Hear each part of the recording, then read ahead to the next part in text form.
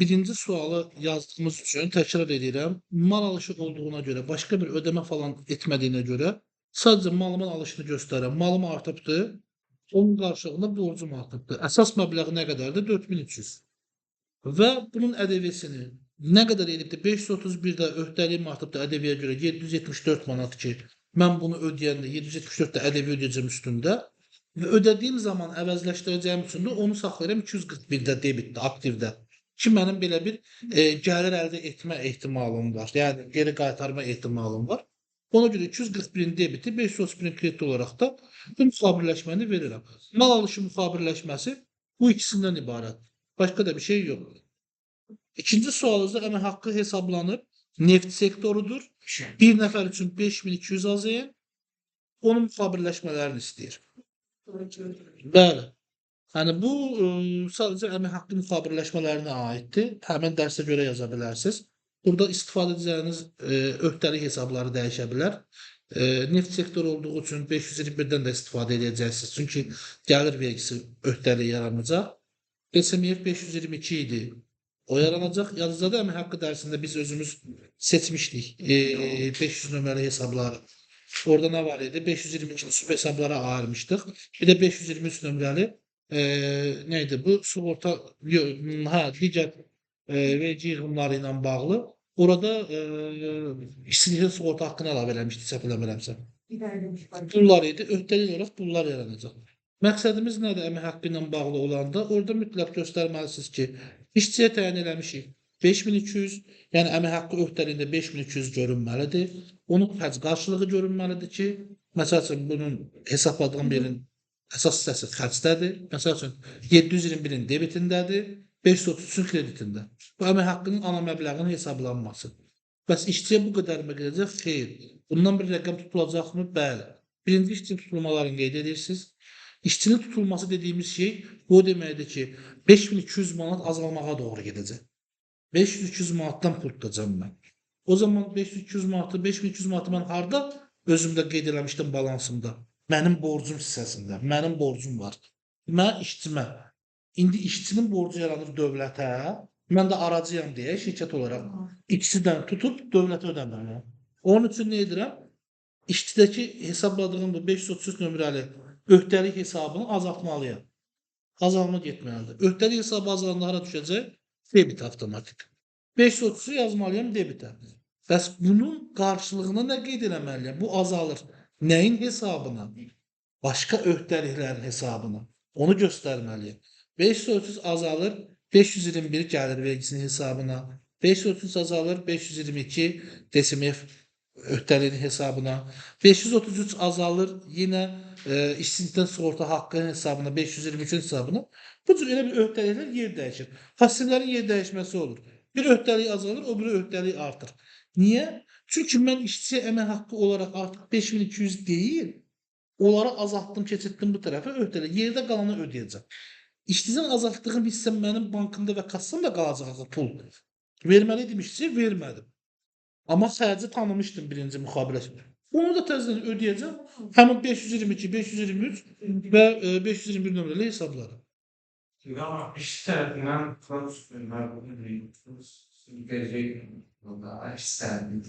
müəssisə tərəfindən mən bildiyim qədərilə bir şey olmalıdır, düzdür? Bir desimi, bir də Gəlir vergisinin müəssisəyə aidiyyəti yoxdur. Müəssisəyə aidiyyəti var nəyin? Dövlət Sosial Müdafiə Fondunun tutulmasının tərəfindən. Müəssisə tərəfindən deyirəm. kira. Hansıları bilirsən? İşsizlikdən. Bəs icbari tibbi sığorta? Oldu. 3 dənə almalı. Bəli. Mən 2 bilirəm. 3'tür. İcbari tibbi sığorta da yarı yarıyadır. İşçiliğin sığorta hakkısı da yarı yarıyadır. DSMF ise 15'in 10'adır. Yani toplam 25%'dir. 10% işçinin, 15% müəssisənin. Amma burada diqqətinizi çəkirəm, bu neft sektoru deyil, yəni nəzərdə tutun. Gəlir vergisini hesablamalısınız, bəli. İcbari tibbi sığorta işçinin eyni dərəcədir. Səhv etmirəmsə, hər ikisində 2% olmalıdır. Baxın, indi bunu ikləmək üçün əmək haqqı PDF-ini açıb, oradan baxa-baxa eləyə bilərsiniz yəni. Bu hesablanmalı şeylərə gəlin istəyirsiniz özünüz baxarsınız. Əmək haqqının hesablanmasında müxabirləşməsini mən burada sizin üçün belə bir şey qeyd edə bilərəm. Birinci dediyim kimi əmək haqqı hesablanması üçün mənə nə lazımdır? Passivin yer dəyişməsidir. Debitdə 721 xərcdir. Kreditimdə 533 əmək haqqıdır. Toplam əmək haqqı 5200 manatı mən xərcə tanıyıram. Bundan sonraki periyodda əmək haqqından tutulacaq nəyim varsa 533-ün debitə keçməlidir. Kreditimdə onları qeyd eləməliyim. Ana hesablarını qeyd edirəm. 521 yazıram gəlir vergisi. Yenə 533 522 DSMF Yine Şimdi sen yazdım 522 bir yazmadım, 2 yazmadım. Onları mesela onları sizlə keçdiyimiz dərsin rekordunda biz bölmüşük. Çünki mən qiymətləndirəndə açıb oradakı ilə baxıb edəcəm. Baxıb oradakına uyğun eləməyiniz məsləhətdir. Çünki siz ona uyğun ödəmə eləyəcəksiniz. Yəni balansınızda nədirsə ona uyğun gedəcək.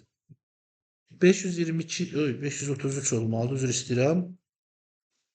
533-ün debiti 523'ün krediti işsizlikten sigorta hakkı bir de burada bir tane rakam olmalıdır. Üzr istəyirəm. İşsizlikten sigorta hakkı desem 522'de biz nəzərə almışdıq sizinlə. 23'te icbari tibbi sigortanı nəzərə almışdıq. Yok, ikisi de 520. Yo, biri fərqliydi. 2'di, sonra bir iki tane 523 oldu. 522, 522. Diğer 523'te məncə icbari tibbi sigortadır. Materiala baxarsınızsa 523 de ikisi. Baxın, bu elə olmalıdır. Baxın, iki dənə şey var. Biri icbari tibbi sigorta var, bir işsizlikten sigorta haqqı var. 3'tü. İkisi de 523'tü. Var bir 2 yazdım. Ha, tamam aydın. Düzelttik. Bu işçi tərəfi. Eyni bir şey də, yəni burada artıq görürsünüzmü, bu hissəni azaltdım. Bəli, müəssisə tərəfi ondan sonra da birinci yəni ardıcılığı deyirəm ki, sizə rahat olsun deyə, fikriniz qarışmasın deyə bu cürə gedir. İkinci tərəfdə müəssisə tərəfindən olanı etmək üçün artıq sizin 533-dən işiniz qurtarıbdır. Müəssisənin öz problemi qalır. İşletmemden. İşsizlikdən sigorta haqqı, o birisi də icbari tibbi sigorta. Tamam. İndi baxın, müəssisə tərəfindən gedirsə söhbət, məntiqli tutağım burada. Müəssisə tərəfdəndirsə, yəni deməli əmək haqqının əlavə bir şey ödəyirəm mən. Əmək haqqı ilə işim tutarım. Əmək haqqısı 5200 gün. 5200-dən başqa əmək haqqıya bərabər tutulan ödəniş edirəm. Deməli bu mənim xərcimdir. Yəni əmək haqqı xərcim deyil, amma əmək haqqıya bərabər tutulan bir xərcimdir. Əmək haqqı verdiyim üçün yarandım məndə bu. Əmək haqqı verməsəydim olmayacaqdı. Düzdürmü? O zaman nə baş vermiş olur? 522 artırdı debitdə. 5, baxın, debitdə yox. 522 artır öhdəliyin, yenə DSMF öhdəliyin yaranır axı. Yəni işçi özünə 10% verdi. İndi mənim 15%-imdən gedir. Mənim də 15% DSMF-ə borcum yarandı. Və bu mənim nəyimdir? Xərcimdir. Nə xərcimdir? DSMF xərcimdir. O 22 paydı. Neyse. Tamam da. İndi gəlirik nəyə? Burada qeyd etməlisiniz nəyə? Diqqət edirsiniz nəyə? Sualda istehsalat, satış, başqa bir şey yazılıbsa ona diqqət edirsiniz. İstehsalatdırsa debit 202 olacaq. Kredit 522. Yaxşı, orada da 202 olmalı. Salat. Ticarətdirsə, bax, ticarətdirsə, satış işçilərinin əmək haqqısı ilə bağlıdırsa 711 olacaq debit, 522 kredit. Yox, inzibati ofis işçilərinin, rafinə xamil edilmir, aparat işçilərinin maaşından gedirsə söhbət, bu zaman 721 debit olacaq, yenə 522 öhdəlik olacaq. Yəni, sırf DSMF-dən getdi söhbət. Bu, icbari tibbi sigortaya da aiddir, işsizliyin sigorta haqqına da aiddir. Burada sualınız yoxdur bu hissədə. Tamam. Zəhmət görsə, olan tamamlayın. Nəyini? Adlarını? Yox ya, son yüksəkliklər. Son 2 tane işler. Ümumi haqqı, Ona ehtiyac yoxdur deyirəm mən. Son üçü var ha. Buranı deyirsiniz. Yəni, İstisala ticarət inzibati. İki tərəfindən bədəni. Yox, Bunlar birbirine inzibati. şərtə görə bunlarla doğru. Yok, Bəli. bu iki tərəfindən ödənilen inşallah güç değildi. İşçi tərəfindən deyil bu. İşə götürən. Yuxarıdakı işçidir, bəli. Bəli. Baxın, işçidən tutduqlarımızı biz xərcləyə bilmirik ki, görsən, işçidən tutduq deyəndə işçiyə qarşı olan borcumuzu azaldırıq. Sabahların belə deyək, mən işçiyə şey vermişəm, müəssisəmi satdığı maldan vermişəm. Nə etməliyəm? 533-ün debitinə yazacağım da avtomatik həmin malı. Əmək haqqı ödəmişəm, amma nominal şəklində. Yəni, əmək haqqının debiti olacaq, mal material hesabının krediti olacaq. Yəni, mal material ambarının azalacaq, nə olacaq? Getmiş olacaq işçinin maaşını. Yəni olsa çox. Satıb ödəmədi, belə malla ödədi. Bu nominal şəkildə ödəmə deyil. Ne kadar Ha, onun yoldur ki, mebel məsəl üçün mağazasının işçisi var, deyək ki, xanımın adı nədir, yadımda deyil. Misal üçün Elnarə deyək. Elnarə xanım evli həyatına qədəm qoyur və təzə evinə mebel almalıdır. Özü də mebel salonunda işləyir. Mebel salonu onun əmək haqqısı qarşılığında mebellərini yığır verir və hissəsidir, onun əmək haqqısından çıxılır yəni. Niyə də olmasın ki? Misal üçün sən deyək ki, Sovet sosialist dövründə xəzləri istehsalat zavodunda işləyirsən, özünə də dublyonka götürmüsən. Necələr? Tutmayacaqlarsa maşını çıxacaqlar. Yəni əmək haqqı da bir öhdəlik növüdür şirkət üçün, müəssisə üçün. Əmək haqqını da ödəmə forması şirkətin nəyi varsa pul dəyəri qarşılığında onunla ödəyə bilər yəni. Bunlar ne çektiler? Bak bir kendine bizim müşteri. Neft sektoru yazıb deyil mi? Bəli. Xərcin hesablanması və ödənilməsi müxabirləşməsini qeyd edin. 1500 manat. Herkes ablamaz. Bu hamınız bunu çox rahat eləməz. Bəlkə də bir 100 dəfə icara xərc eləmişik. Zaten 721. Və yazıb qabağına mötəzili. İcara xərci 1500. 721 331 değil. Tamam. 531 deyil. Kaç satış? Ne 500? Baxın, bu sualı səhv qəbul edəcəm, amma bəri başını deyim, biləsiniz. Çünki bu 3-4 dənə cəmi hesab var, onlara diqqət edin. Hansı ki, hesablar planında ayrıca qeyd olunublar. Bax, ayrıca qeyd olunublar. Olsun, ona qarşı cavabım yoxdur, ona bir söz demirəm. Misal üçün, 535 icarə öhdəliyi deyə bir hesab varsa, durub ona 538, 531 yazmayın. Olmayan varsa, hə, yazın, ona etirazım yoxdur. Olmasın. 533 deyə əmək haqqı öhdəliyi hesabı var. Durub onun yerinə 531 yazmaq qətiyyən olmaz ya. Ben soru işte. Şeklin Yəni, gördün, bilirmişsiniz. 721 535. Tamam. ben bu Hesapladım 1500 manat. Ödəməsində denə. Onu deyirəm, sən demirəm mi? 5 debit'e gelip kredi satış. 3 kredi. Ödəyirsənsə 535 ara keçməlidir avtomatik. Azalması üçün debitə keçməlidir. Ödəmə deyirik. Bizim nəyimiz azala bilər? Pul hesablarımız.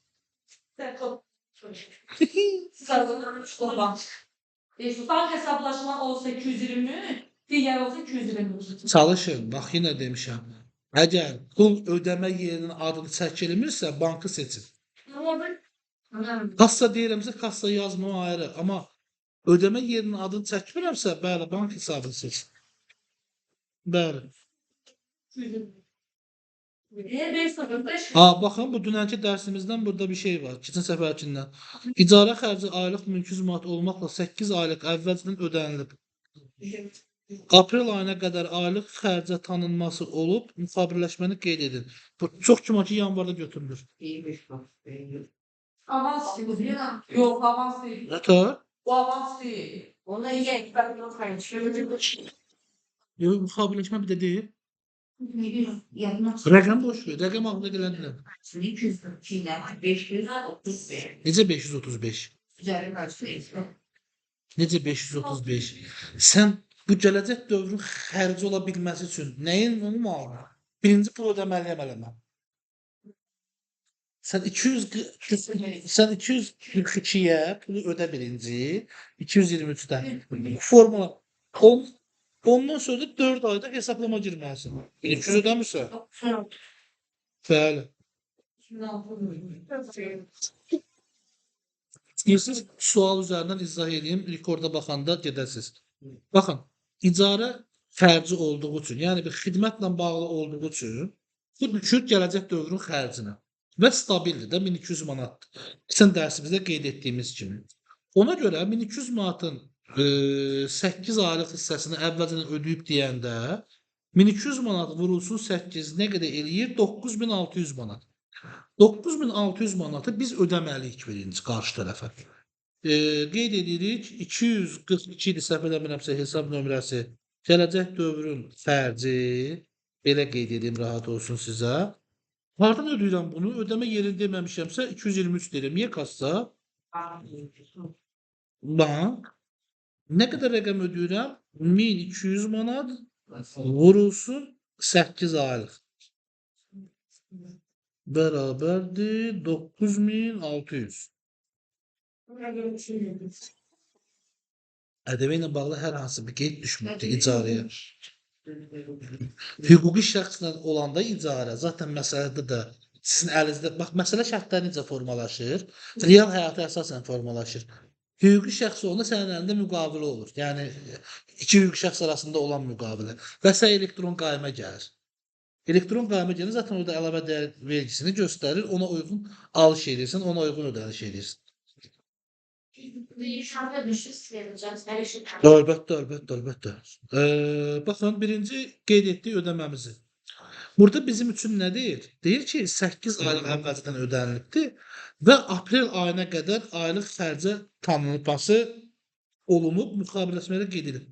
Burada çaşdıra bilər ki, hansı aydan başlayıb hesablayırıq 8 ay və aprel ayı haradır? Belə olan hissələrdə həmişə maliyyə ilini götürürsünüz. Maliyyə ili yox, maliyyə ili. Maliyyə ili nədir?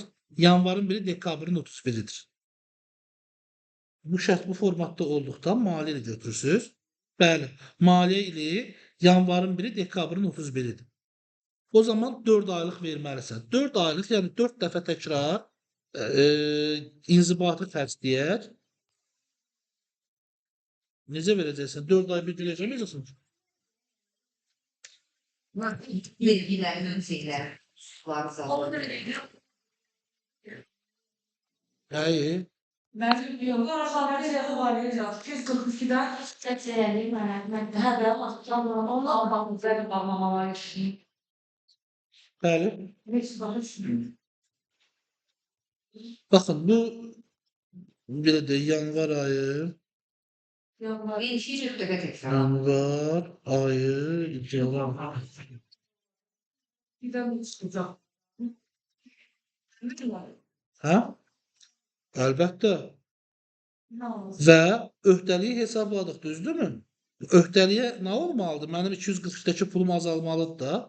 530 gəlin mən niyə belə deyirəm? Bunu buradan belə kopyalayım, təzədən yazmayayım deyə. Debitinə nəyin krediti olacaq? Pul hardaydı? Demişdik digər kart hesabımızdadır da belə deyək. 242-dən nə qədər? 1200 manat. Yanvar ayı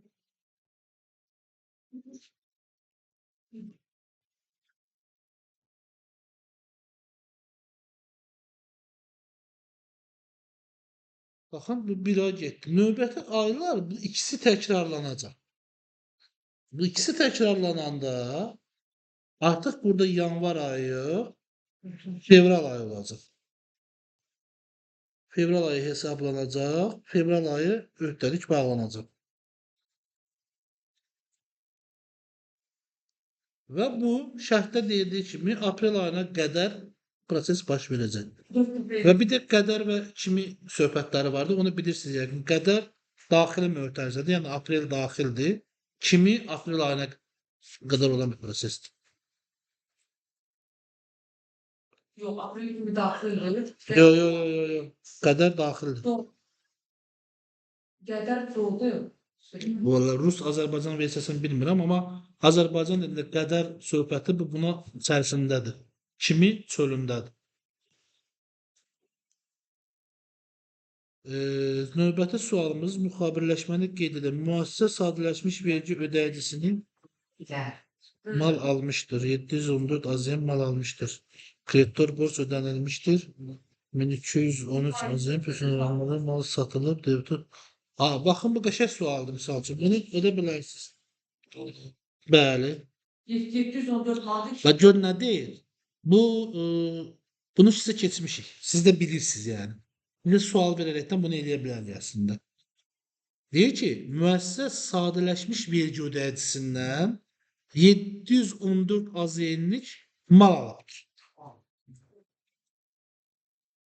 Yəni sadələşmişdən aldığına görə vergisi içindədir və satanda da ƏDV ilə satıbdır. Görürsünüzmü? Deməli, alan müəssisə əlavə dəyər vergi ödəyicisidir. Burada hamı məndən razıdırmı yəni? Mən alıb satmışamsa, satanda 18% ilə satıramsa, deməli mən əlavə dəyər vergi ödəyicisiyəm. Amma aldığım tərəf əlavə dəyər vergi ödəyicisi deyil. Biz əvəzləşmədə nə qeyd elədik sizlə? Vergini əvəzləşdirə bilmək üçün mütləq hər iki tərəf əlavə dəyər vergi ödəyicisi olmalı. Bu bir. Burada hətta bəri başda deyir ki, aldığın tərəf sadələşmişdir. Deməli sən 18% ödəməyəcəksən. Yəni onu hesablamağa da gərək yoxdur. Birinci müxabirləşmə nə olmalıdır? 205-in debiti, yəni malın debiti, öhdəliyin krediti, 531 öhdəlik. Nə qədər? 714 manat. Da bunun axırına 241 531 yazmağa ehtiyac yox. Və mən bu aldığım məhsulu mal alınmışdır, kreditor borc ödənmişdir. Aha. Kreditor nədir? Yəni öhdəliyimdən gedir söhbət. Ödənilibsə, deməli 531 keçməlidir. Bəli, ödənilməlidir 223-də. Nə qədər rəqəm ödəyəcəm? Yine 714 manat ödəyəcəm. Deməli, mənim məhsulumun mayası mənə neçəyə başa gəldi? Malımın 714-də başa gəldi. Burada başqa bir şey eləməmişim. Bəli. 1213 AZM plus 18% ƏDV-yə mal satılıbdır, debitor borcu da ödənilibdir. Yəni satmışam, pulunu da mənə ödəyiblər. Satışımın müxabirləşməsi nədir? 211, bəli. 601. Hamı diqqətlə baxsın, zəhmət olmasa. 1213 manat. Düzdürmü? Zeyn əsas məbləğ qeyd edirəm. Yəni satışımın bank hesabına oturacaq əsas məbləği. Yenə 211. Artıq burada nə qeyd etməliyəm mən? Satış edirəm. Xeyr. Mənim 18% borcum yaranacaq axı satışıma görə. 216 521 vergi öhdəliyi.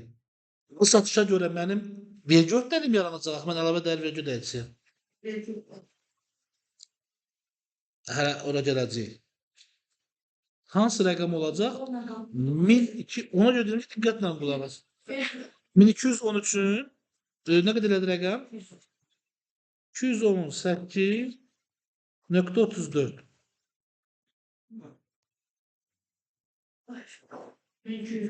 Vergi öhdəliyi. Tamam. Deməli, satışıma görə vergi borcumda bu qədər yaranacaq. Burada gəlib üçüncü müxabirləşmə nə qeyd eləməlisiniz uşaqlar? Hələ ödəməyə keçməmişdən qabaq. Satış müxabirləşməsi üçlüdür, ikili deyil. Satan da satış rəqəmini göstərirsən, vergi öhdəliyini göstərirsən və satışı nəyi sattığını göstərirsən. Bax, nəyi satdın? Mal. Stolumu sattın, malımı sattın, hazır məhsulumu sattın, inventarımı sattın, müdürün nə bilim işlətdiyi maşınımı sattın. Fərq etmir. O zaman nə olmalıdır? Biz nə almışıq? 205 almışıq, düzdürmü? 205-i satırıq da o zaman. Və hara gedir bizdə bu həmin mal? Yox. Satılmış məhsulun maya dəyəri 701-ə. Ayrıca hesab var onun üçün. 701 nömrəli hesabın debitinə hardan gedəcək? Mal hardaydısa oradan. Ambardaydısa ambardan, yəni mal ambarından. Hazır məhsul ambarındaydısa oradan. Mal material anbarındaydısa oradan, sadəcə oradan silinəcək. Və dəyəri nə qədər idi? 714 manat idi. 714 azın mal silinir satışa. Satışın nə dəyərini? Yaza bilmirəm ha. Tamam. Satışın da üçlü müqabilləşməsini qeyd elədik. Kənddə bizə nə dedi? Dedi, debitor borcu da ödənilib dedi, düzdürmü? Baxın, bunu da deyim, bunu da qeyd edeyim mütləq. Hal-hazırda Azərbaycan qanunvericiliyində əlavə dəyər vergi ödəyicisi, düzdür, bunun vergi dərsi keçəcəyi ayrı. Amma məsələlərimiz üçün qısa da olsa bu lazımdır. Vergi ödəyicisi nə zaman satdığı şeyin haqqı ödənilirsə, ödənildiyi qədər vergi borcu yaranır. Yəni ödəmə, necə deyim, öhdəliyi yaranır. Vergi borcunu öncədən hesablayır. Əvvəl necə idi? Hesablama eləyəndə, yəni satışı hesablayanda, tanıyanda birbaşa vergi borcumuz yaranırdı həmin qədər rəqəm. Sonra içindən qarışıq. Bütün yaxşı maliyyətçilər və şirkətlər şikayət etdi ki, bizim elə müştərimiz var, Sokar kimi, pulu 8 aya ödəyir. Amma mən vergisini 1-ci ayda ödəyirəm. Nəyə görə? O zaman belə qərar verdilər ki, sən satışını tanı, göstər gəliri tanı. Amma əlavə dəyər vergi öhdəliyini nə vaxt sənə ödəyəcəklər, sən həmin ay ödə. Qusok ödəyəcəklər, qusokunu ödə. Ona görə də burada bizə pul ödənilib deyilirsə, o zaman deməli pul bizə 2 hissədə ödənilibdir. Biri 223 bank hesabımıza hardan ödənilibdir? 211-dən pul hardaydı? 211-in debitindəydi, düzdürmü? Nə qədər idi? 1213 manat idi. 1213 manat azın əsas məbləğ, sonuç məbləğ. Digəri isə 226 nömrəli depozit hesabıma gəlir. Yenə hardan gələcək? 211-dən gələcək. Çünki ayrıca hesablamışam axı. 111 nə qədər idi? 218.34. Oy, əlimdə idi. Üzr desəm eləyim. 118.34. Tamam. Bir də bağlamalı.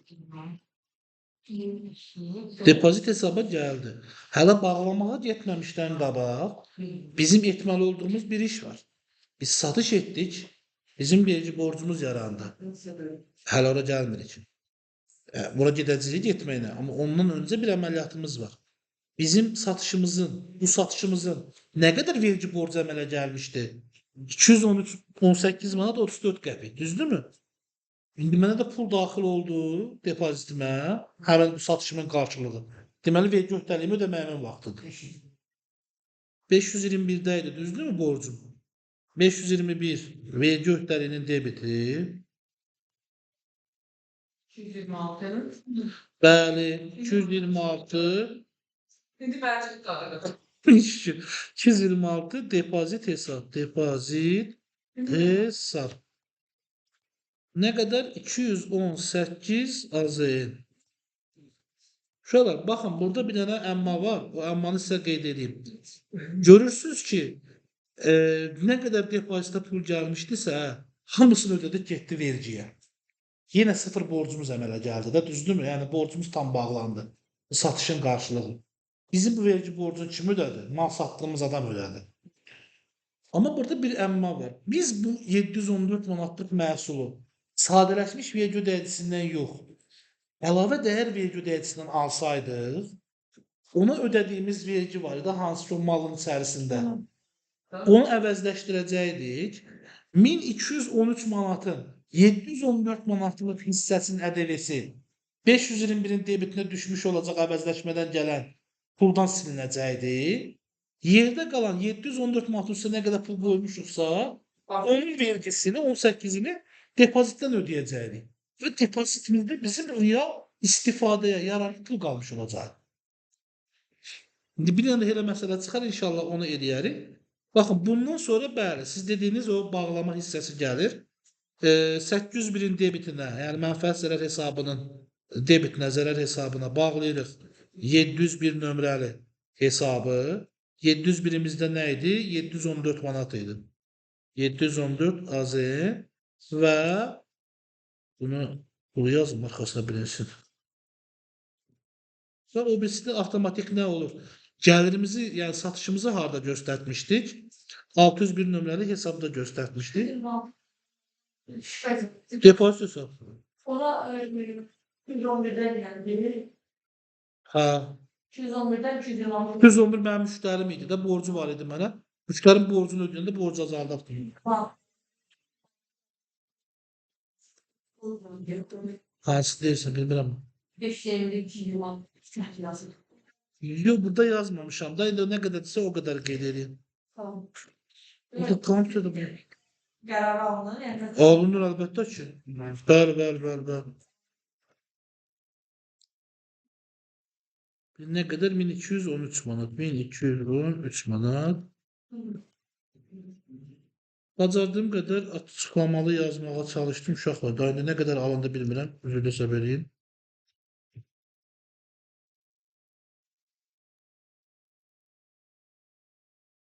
Bu da 5-ci sual idi.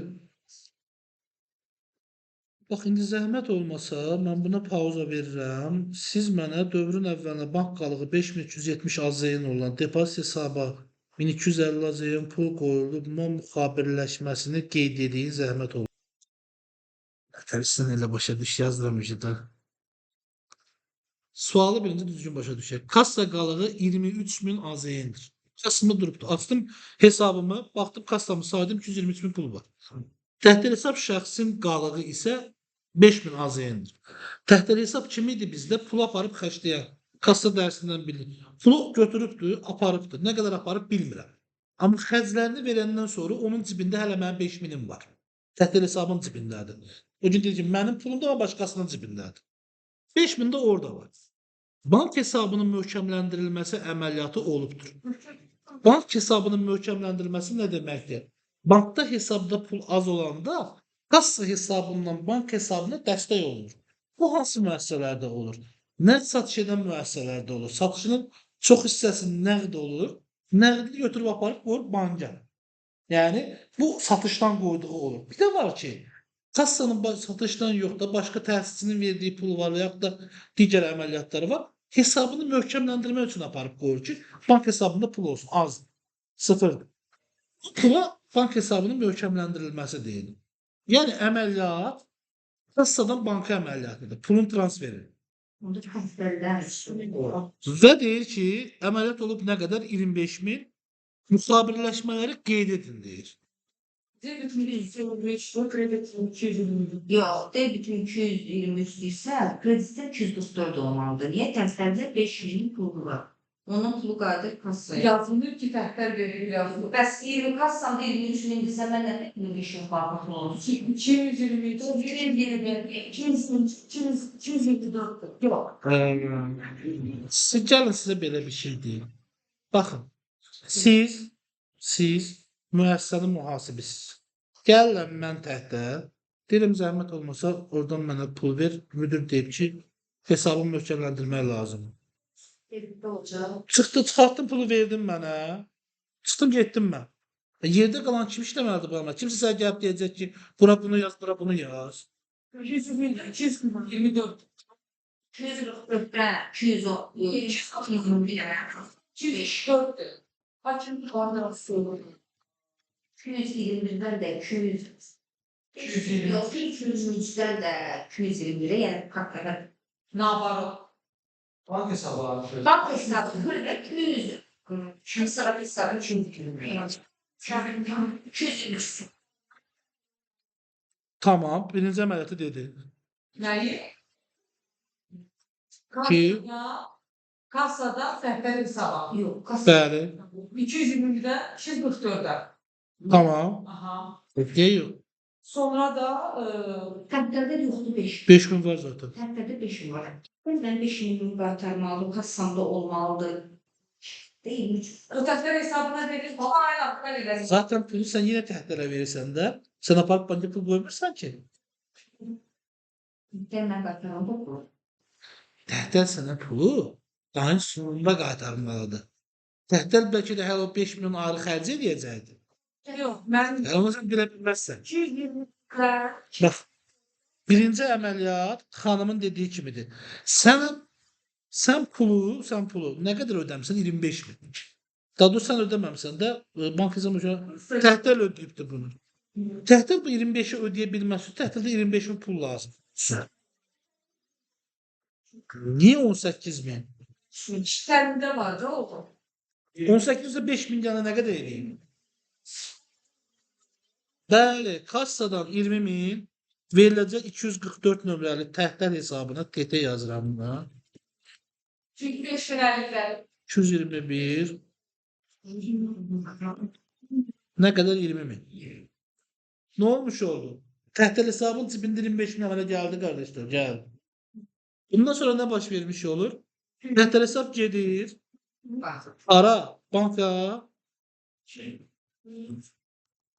şirkətin adından cibindəki puldan 25 min ödəyir. Bağlandı. Bunun ikinci variantını yazana da etiraz eləmərəm. Təhdər gəlir, kassadakı bütün pulu götürür. Təhdərin cibində olur 28 min. Aparıb 25 min ödəyir. Təhdərin cibində 3 min qalır. Düz qəbul edirəm. Amma təhdər gətirib 5 mini qaytarır verir kassaya. Kassada 28 min olur. Oradan təhdərdən həm qəbul edirəm niyə? Mühasibsən. O əməliyyatı edirsən heç. Özünə artıq əməliyyat niyə edirsən ki? Mənası olmayan əməliyyatı. Ölüm. Zapsimizi de açdım. Gelsin təkliflər. Daha doğrusu oxuyun bir dənə nə başa düşdünüz, nə başa düşmədiniz, onu deyin zəhmət olmasa. Kassadan verirdi ulan kişa. ATK hesabını hesaplamadım. Bəli, təhdər hesabla hesablaşmadır. 200 litre yıkadığında. Birinci şartı tam okuyun. Yok. Bir dəqiqə. Kapalı. Bakın əməliyyatı bir gedir. Bəxşinci oldu. Birinci əməliyyatı adını verdik. Birinci əməliyyatımız bəli, təhdərə pul verməkdir. Pul verirsənsə, bəli, 221, 244. 221 kreditdə, 244 debitdə. 220, 244, Kapalı. 221, 800 manat. Vallahi. Təsərrüfat müdürünə verdim pulu. İkinci əməliyyatda nədir? 205'e. Nə üçün verib? Mal almaq üçün verilibdir. 244. 205, 244. 244. Nə qədər? 625, 675 manat. Aferin, 675 manat. Hesabı burada tutmuşam. Niye 675 manat verdik? Sizin Asiya axırda bu pul qaytarır baxın. Şərtdə elə deyil. Da 221'e. Baxın, bu əməliyyatı girə bilərsiniz.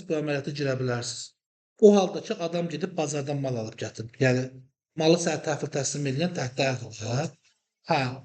Bir də var ki, təhdər gedib əgər, misal üçün, Film Plus'dan sənin üçün blok qablaşdırma və yaxud da ki, adı bəlli olan hər hansı bir şirkətdən alıb gətirirsə, buna hə, o şirkəti birinci onun öhdəlik yaradıb, sonra onun pulunu təhdər ödəmiş kimi də qeyd edə bilərsiniz. Yəni, bu sizin seçiminizdən asılı olan bir şeydir. Həmin şirkəti qeyd eləmək, müəssisəniz üçün hər hansı bir marağı yoxdursa, müəssisə il içərisində analiz eləmirsə ki, mən təsərrüfat mallarını neçə şirkətdən alıram, qiymət müqayisələri nədir? Bunlara baxmırsa, bəli, cürə qeyd edə bilərsiniz. Yox, mənim kimi bir maliyyə rəhbəriniz varsa, mütləq orada deyəcək ki, təhdər, sən bunu kimdən alırsan al, həmin şirkətin adını, sənədini mütləq qeyd elətdir. Bu zaman mühasibatlılığın baş mühasib qeyd eləməlidir. Mən ondan tələb edirəm ki, zəhmət olmasa, hansı şirkətdən alınıbdır, öhdəlik hesabını yarat, misal üçün, 205, 531 yarat ki, bilin bu A şirkətindən alınır. Gələn səfər 5 şirkət olacaqsa, 205, 531, 5 şirkətin yarat ki, Mən müqayisə edeyim görüm. Həm təxtə sən bunun hamısını eyni yerdən alsan ya yox və yaxud da ki, qiymət fərqləri nədir bunların arasında malların? Yəni burada bir yayındırma halı, söz danışıb müəssisəyə zərər vermə halı varmı, yoxmu? Yəni ən idealı budur əslində reallıq. Amma müəssisələrimizin çoxu üçün bu xərclər xırda xərclər olduqlarına görə elə birbaşa təxtəli hesabdan mal hesabına mədaxil edirlər. Ambar 205-dir, bəli, mal ambarı. Bəli, birinci pul verməliyəm sənə ki, sən gedib mənə bir şey alasan. 125 manat səqəli, 222 4, üçüncü əməliyyat 221-in debiti, 244-ün krediti, bəli. 221-in debiti, 244-ün krediti, nə qalıbsa yerdə 125 manatı qaytarmalıyam geri. Növbəti sualın, de görə hansıdır? Çünki ağır oldu. Ambara mal daxil oldu, bəli. Sən əgər davamını getmək istəyirsə ki, daxil olan malı neynədim? Daxil olan malın əgər şərtində içərini bilsəydik ki, təsərrüfat malını ofis işçilərinə dağıtmalıdırlar, verməlidirlər, o zaman bəli, oradan 400 manatlıq hissəsində silərdik təsərrüfat xərcini. 720. Yəni, elə bir tələbimiz olmadığına görə mal ambarımızı durdu dayanıqdır. Hə də, xərcindir, tamam, xərc artdı debitdə. Sənin hesabına artdı xərc. 205-in hesabına artsa 205 azalmalıdır avtomatik o zaman. 205-in krediti. Ha, burada əsas məsələ, məsəl üçün 125-i görüb 675-i qeyd eləməkdir. Əsas nüans budur ki, malın dəyəri nə qədərdir, onu müəyyənləşdirməkdir. Buranı da biraz silək. Malın maya dəyərini və satışın maya dəyərini hesablayın. İnvoice dəyəri, gömrük haqqı, broker, gömrük rüsumu, ixalda ədəbi, daşıma xərci, ambara tamam. Rahat sualdasın.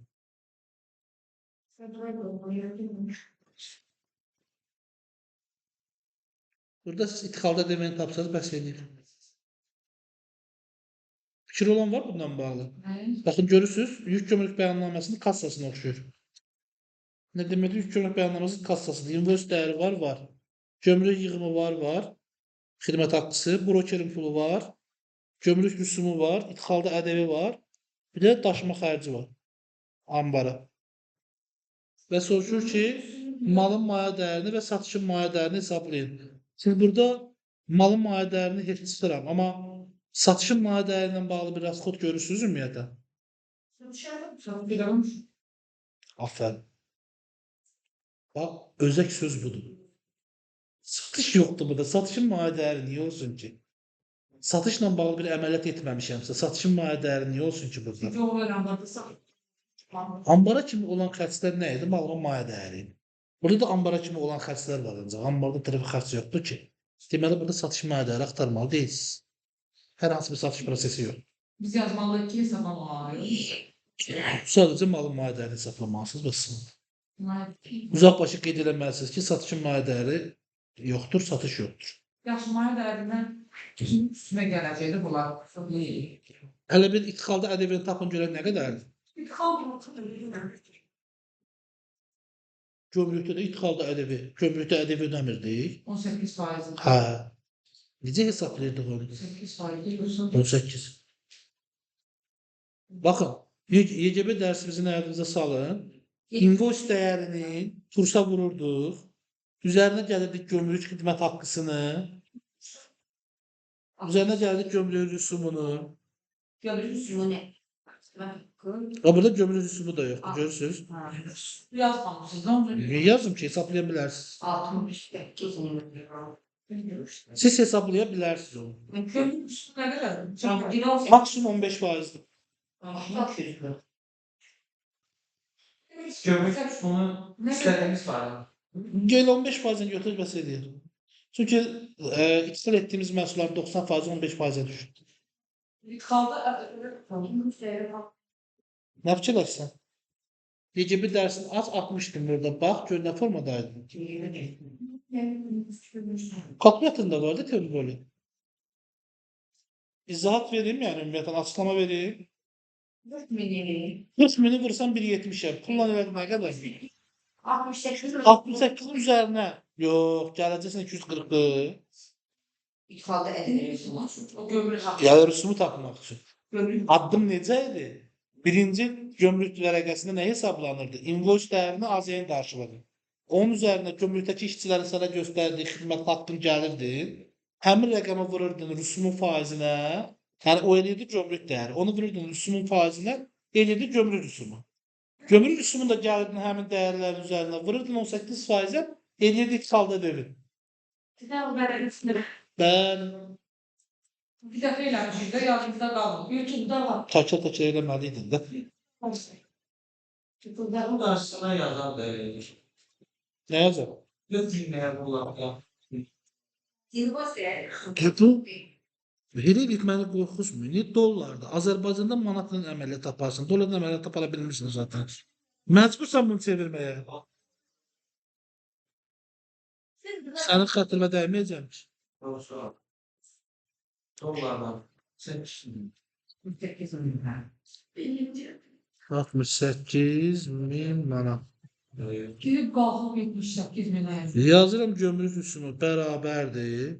68.000 68.000 ilə bir köy yemədiniz. 240 da var idi arxasında. Yo, onu demirəm. Elə bildim 68.240 deyirsiniz. 240 alınan rəqəm alınan rəqəmi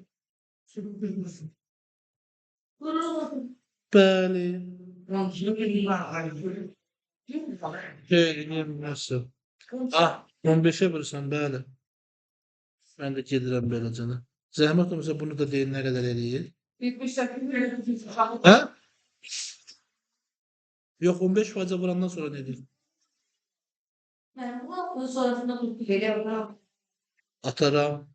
Deməli gömrük rüsumu etdi 10.236. İdxalda ƏDV-ni tapmaq istəyirəm. Onda 18 var. Bərabərdir. 78 min. Ya el eləmirəm də, avtomatik nə edirəm? 68.240 68.240 plus 10.236 10.236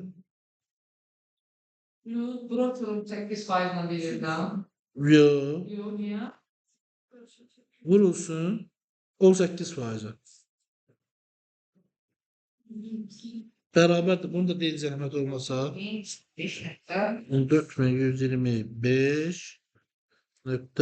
14.125.68. Tamam. İndi gəlirəm Müdafiə xanımın dediyi hissəyə. Broker məsələsi. Broker gömrük rüsumu və dəyər hesablanmasına daxil deyil. Broker bu əməliyyatların icrasına nəzarət edən, sənədləşməsini edən, nə bilim, sistemə yazan, geri qaytarırlar, düzəlib göndərən, onun haqqında rüsumu ödəyən, bəli, şirkətdir. İndi burada görürsən, başqa bir şey qeyd etməmişəm. Əksər hallarda broker şirkəti ilə müqavilə bağlanılmır. Nə mənada? Yəni, broker şirkətinə rəsmi pul köçürülmür. Bank hesabından və yaxud da ki, depozitdən. Hər kəs onların pulunu nəqd ödəyir. Onlar, məsələn, rəsmiyyətdə ayrı rəqəm yazırlar, amma səndən real aldıqları rəqəm başqa olur da. Amma siz onlarla müqavilə bağlayıb rəsmi köçürsəz, bu 18%-i əvəzləşdirə bilərsiniz. 500 manatın üstündəki 18% var, onu əvəzləşdirə bilərsiniz. Amma əksər hallarda görəcəyiniz 500 plus 18% rəqəm, oradakı 18 əvəzləşməyəcək. Niyə? Çünki sonu nəqd ödəmiş olacaqsınız, yəni yerində ödəmiş olacaqsınız. Yəni 590 manat birbaşa maya dəyərinə daxil olacaq. Yəni burada ən azından elədir. Çünki əvəzləşmə hüququmuz yoxdur. Onu əvəzləşdirə bilmirik. Və bu prosesdə yük gömrük bəyannaməsi, yəni məhsulun maya dəyəri hesablamasında kənarda iştirak etdiyinə görə, daha doğrusu gömrük rüsumu və ƏDV-sinin hesablanmasında onlardan sonra bəli, maya dəyəri daxil olur, daxil olur. Amma ƏDV-nin hesablanmasına, rüsum hesablanmasına aiddirmi? Xeyr, aid deyil. Və nə var idi burada? Daşıma xərci ambara 300 manat. İndi gəlirik maya dəyərinin hesablanmasına. Maya dəyərinin hesablanması. bərabərdir. İnvoice dəyərimiz nə qədər idi? 68.000 manat idi də. Orada hissə ilə yazaraqdan gəlirəm. 68.000 manat. Üzərinə gəlirəm 240 manat gömrük xidmət haqqımı daxildir. Üzərinə gəlirəm gömrük rüsumumu 10.236. Onun üzərinə gəlirəm 590'ımı, bax 500 demirəm. 500 vurulsun 500 plus 518% yazıram. 590. Niyə buna yazırıq? Əvəz belə yazmayayım. Yazım 500 plus 90. 90'ın qabağına yazın ki, əvəzləşdirilməyə. Əvəzləşdirilməyən vergi olduğuna görə bu da daxil oldu maya dəyərinə. Onun da üzərinə gəlirəm nəyi? Daşınma xərcini 300'ü. Görürsünüz, idxalda ƏDV-ni qeyd etmədim. Səbəb, çünki idxalda ƏDV-ni mən ayın sonu dövlətdən geri alacağım. Gəlib oturacaq mənim vergi öhdəliyi hesabımın debitində, mənfi ilə. Olacaq pul məndə. Yəni istifadəsi məndə olmayacaq, amma dövlətin mənə borcu yaranmış olacaq. Mən bu malı satdığım zaman maya dəyəri, bunun hamısının cəmi nə qədər eləyir deyək ki? 79.000. Sözdə maya dəyərində iqtisadi əlləşdir. O öyle deyil. Əvəzləşdirilməyən idxalda ƏDV daxil olur. Əvəzləşdirilən daxil olmur. Sən sadələşmiş şirkət olaraq mal alırsan, sənin əvəzləşmə hüququn olmaz. O zaman ödədiyin vergi maya dəyərinə daxil olacaq. İdxalda ƏDV. Sənin əvəzləşdirmə hüququn var deyə, onu əvəzləşdirirsən deyə daxil eləmirsən. Yəni həm pulu sən alacaqsan balansında bir şeyin hesabın debitinə, həm də maya dəyərinə girəcəksən. Bəli, bəli, bəli. Rəqəm nə qədər? 79.366 manat. Sən bir şeytan rəqəmini tutuzdurdum özümün. Tamam. Bu etdiyə bizim sualımızın birinci hissəsi malın maya dəyəri. Satışın maya dəyərində sadəcə qeyd edirsiniz ki, satışla bağlı hər hansı bir əməliyyat olmadığına görə satış xərci yaranmamışdır. Şahidi. Bir dənə altı. Hacı, Altını bir aldım. Altısı. çox yazmışam mən. Bu zaten varınızdır. Bilirsiniz də yəni materialınızın içində olan bir şeydir, sualdır. Aha, da bir babam. Aha, bu Elədiyinizdə. o gün elədiyinizdəndir, bəli. O şəkil çəkmişdir. Misal üçün sualınıza baxın, aktivləri sayın deyir. Temiz əməliyyatlardan fiqan asfarışı vardır. Doğru. Yalan. Düzdür, elə. Yəni, Qəsanın belə yazdım uzun müddət. əlbəttə. Pul qurban edin. Bank hesabı. Yəni, Pul yox, arkadaşlar sayın. Değerli pul hesabı. Yer aktif hesaplar. qeyri-maddi aktiv də saya bilərsən. Nasılsınlar? Borcunu. Qeydlərin, alınmış avans deyə bilərsən, gələcək dövrün gəliri deyə bilərsən. Xərcimi. Bəli. ƏDV əvəzləşmə hüququ hansı hallarda yaranır? Bu birinci şərt. Peki könüllü. O zora keçməkdir. Böyle edilirsə, bu da verməsi sonda ödəyəcəm. O heç, bax şərtin birini düz dedin. Hər iki tərəf əlavə dəyər vergi ödəyicisi olmalıdır. İkincisi nə idi? Pulu bankdan və depozitdən ödəməliyik. Pulu bankdan və depozitdən ödəməliyik. Bu zaman əvəzləşmə hüququ yaranır. Nə deyir? Hüququ hansı hallarda yaranır deyir. Nə vaxt soruşmuram. Hansı hallarda deyir? İki halda doğrulandığında yaranır. Biri hər iki tərəf ƏDV ödəyicisi olmalıdır. İkincisi bank və depozitdən ödəməlidir. Aktivlər hazır məhsulun dəyərində özünü necə əks etdirirlər? Tamam. Yok, satış var. Gəlir. Gəlir. Oxudum seçməsə. Məhəl yox. Hazır məhsulda məhəl. Bax, getdiyin istiqamət saydığın yerlər doğrudur. Aktivləri düşünün nələr deyə bilərsiniz. Aktivlər əsas vəsaiti də deyə bilərəm. Aktivlər mal material da deyə bilərəm. Aktivlər hazır məhsulu da deyə bilərəm. Bunu Bura nəyin tərkibində deyil, üzr istəyirəm. Hazır məhsulun tərkibində deyil, bax. Mal material kimi göstərir. Bir də ki, nə kimi göstərir? Amortizasiya xərci. 110. Amortizasiya xərci kimi. Cümlə Hə. hazır mensu. Amortizasiya xərcləri. Bax, hazır məhsul nədir? İstehsalat prosesinin nəticəsidir, düzdür? Daha da bəsitləşdirək. Sualda deyir ki, aktivlər bir dənə yazsaz ki, məsrəf kimi bəs edir. Nə olur olsun bu 202-yə getməlidir, düzdür? Amortizasiya da olsa 202-yə getməlidir. Mal material silsən də 202-yə getməlidir. Bərbər var. Bəli, orada sual verir ki, Məsəl aktivlər hazır məhsulun dəyərində özü necə əks elətdirir? Yəni bu uzun müddətli aktiv də olsa, qısa müddətli aktiv də olsa, hazır məhsul istehsalatın nəticəsidir. Çünki orada vermək. İstehsalat prosesi başa gəlmək üçün xərclənən hər şeyə məsrəf deyilir. Deməli bu məsrəf kimi göstərir özünü. Hə, nədir maddə? Ha, buna cavab verin də həqiqətən ikisidir. Maddə aktiv, qeyri-maddə aktiv nədir? Ən rahatını deyim, bəli. Toxunduğun maddədir, bax. Toxunduğun maddədir, toxuna bilmədiyim qeyri-maddidir. Gördüyüm maddədir, görə bilmədiyim qeyri-maddidir. Yəni özünüzü yüklənməyin. Çünki digər qabağınıza çıxanda qeyri-maddi aktivi açılımın bununla tapa bilərsiniz. Çox rahat şəkildə. Tərif axtarmayın ona. Böyle deyiləmirəm ki. Yalan deyirsən, yox. Doğru deyirsən. Yox, deyə bilmərəm.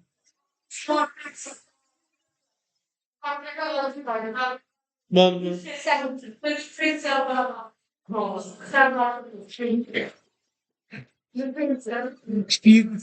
Ne kadar işledik dersin, nasıl işte ses dedi. Böyle. Səhmlər yox. Səhmlər maddə, cəniyə. Çünki o səhmlə, bəli, sənə pul verirlər və sən onu sonra likvidli olan bir sənə kimi saxlayırsan. Hə, emis. O səhm çünki alınıb satıla bilən bir şeydir, mal kimi bir şeydir. Hə. Çünki sən onu alıb sata bilirsən. Üzərində nəzarətin var. Hüququnu alıb sata bilirsən onun üzərində. Və o bir, necə deyim, likvidləşdirilə bilən bir şeydir, yəni. Kasada saxlaya bilirsən sən onu. Bəli, bəli.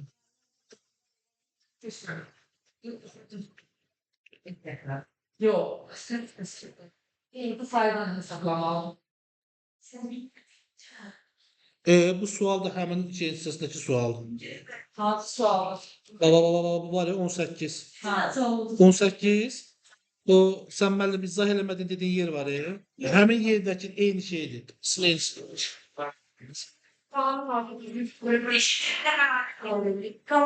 Beşinci gün qalanı eləmirik. Gedin burada nə qalıb ki, bunu eləyim, altına yazıb ötün mənə də nə olar ki? Gün ertəsində burada işlədik elə.